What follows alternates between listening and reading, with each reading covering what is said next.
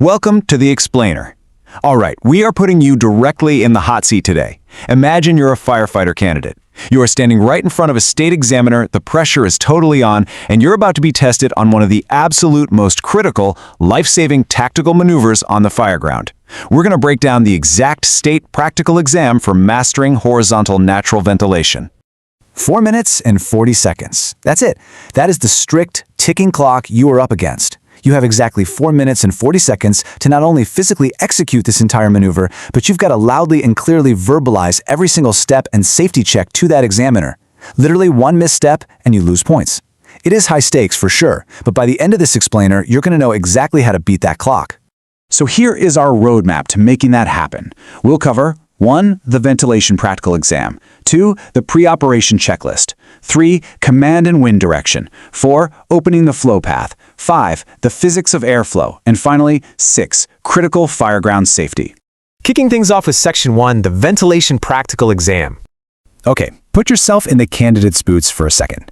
You're staring down a simulated structure and the examiner is watching your every single move. They want to see that you know the textbook definition to the letter. Horizontal natural ventilation is the removal of smoke, heat, and gases through doors and windows, relying entirely on natural air movement and pressure differences. No mechanical fans allowed whatsoever. We're basically taking nature, specifically the wind and the intense heat from the fire itself, and using it as our primary tool. Why? To improve visibility, cool down those extreme temperatures, and most importantly, support life safety and the crews fighting the fire inside. Moving right along to Section 2, the pre-operation checklist. Look, before you even think about touching a window or a door, there are strict safety checks you have to loudly verbalize to the examiner.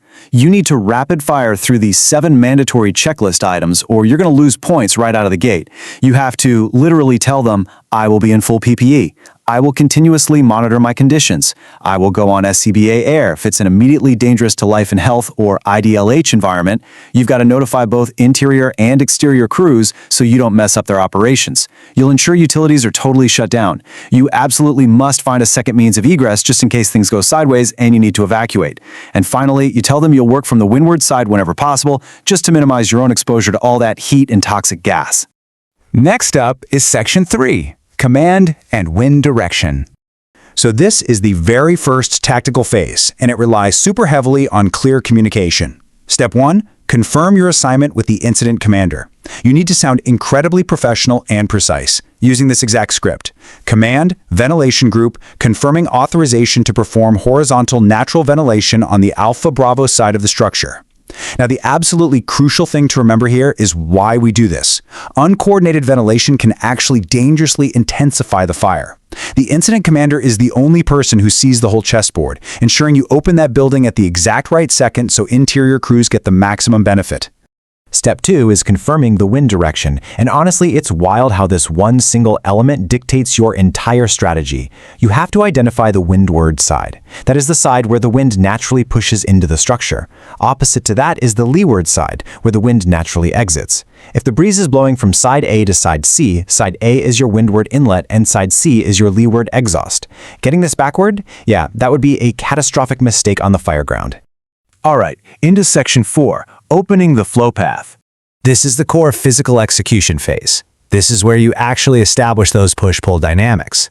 After completing steps 1 and 2, you immediately move to Step 3, provide an opening on the leeward side at the highest possible point.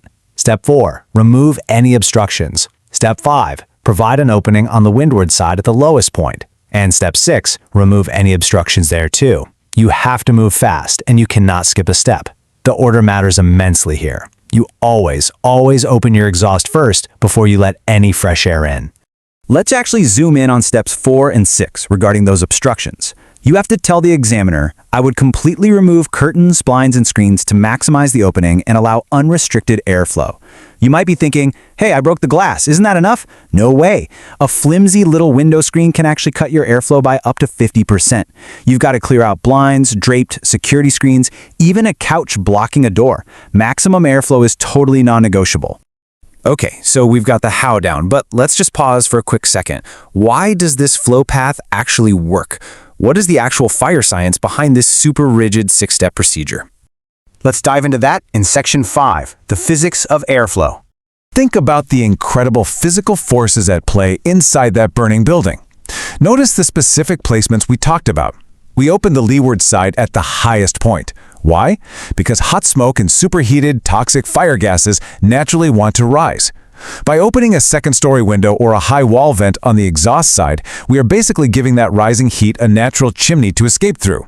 On the flip side, we open the windward side at the lowest point, like a ground floor door. This is our inlet. That cool, fresh air enters low and literally physically pushes that rising smoke right out.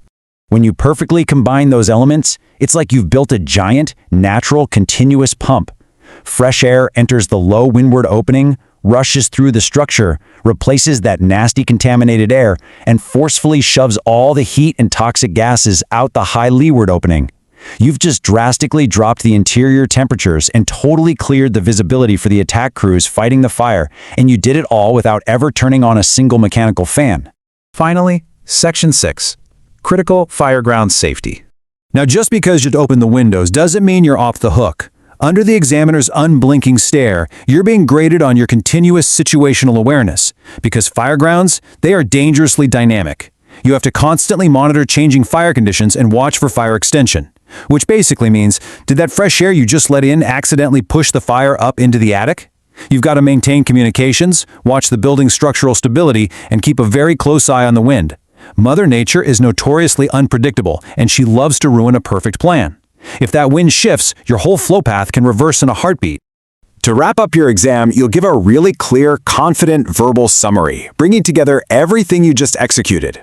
To perform horizontal natural ventilation, I would first confirm authorization, determine wind direction, create an exhaust opening at the highest point on the leeward side, and so on. Reciting this flawlessly proves you don't just know the how, but the why, and firmly cements your complete mastery of that 4-minute and 40-second drill. But before we wrap up this explainer, I want to leave you with a really crucial thought. You've perfectly set up your windward inlet. You've got your leeward exhaust. But what happens if the wind suddenly shifts 180 degrees right now? How exactly would you change your flow path to survive and protect the crews inside? Fire dynamics are basically a deadly, ever-changing puzzle.